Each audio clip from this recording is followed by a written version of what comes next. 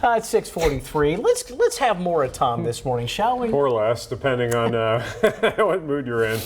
We had a nice, quiet end of the weekend. It felt a little more comfortable out there yesterday after those storms the day before. Now today, we are back into the heat and humidity. Then tomorrow, we're going to be dealing with storms. So the good news is the Max Track Live right now is clear. The bad news for Ohio, they got nailed with severe storms, a round of them overnight. This is a loop, a 12-hour loop. That cell right there that went through North Dayton, and then multiple cells that were spawned afterwards cranked out numerous tornado warnings from Dayton into southeastern Ohio. And unfortunately, Dayton bore the brunt of it. Right here is it in the stages as it went through northern parts of Dayton. That's 11:10 last night. And you can see that hook, that indication of a tornadic supercell. Forward in time a little bit, that hook becomes more pronounced, and you can see the brighter reflectivity there, an indication of heavy rain, a hail core, and that inflow, just a classic sign of a potential tornadic supercell. And what was really interesting, and not in a good way about this, is this radar presentation isn't showing it quite as well, but I did tweet out a radar loop from Wilmington's National Weather Service radar. A debris ball, which is an indication of debris that's thrown aloft by that tornado on the ground, but the radar interprets it as heavy rain or hail.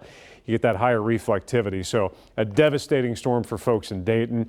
This is an indication of the wind shear tracks where they had the highest rotation and potential for tornadic activity with that storm. Just went right through the heart of North Dayton, pretty close to Wright-Patterson Air Force Base, and then eventually off to the southeast. So they're still assessing damage, still cleaning up.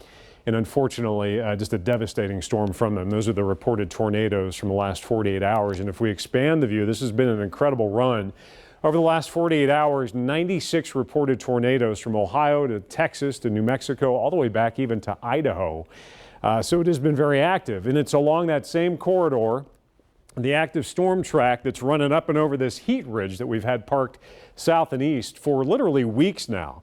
And what will happen tomorrow is that storm threat sags a little farther south as we get a weakness in that ridge and a front approaches.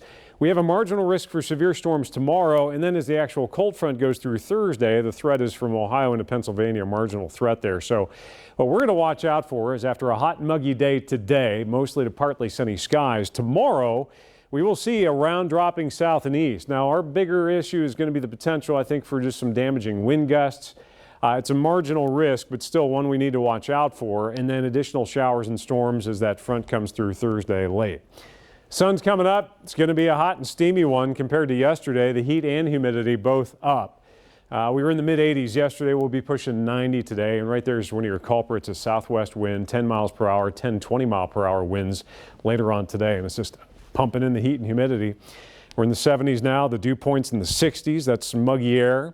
And we will see that potential high near 90 degrees. We've done it twice now. We'll take another crack at it later on this afternoon. I think a lot of folks will probably be in the upper 80s, but 90 is possible.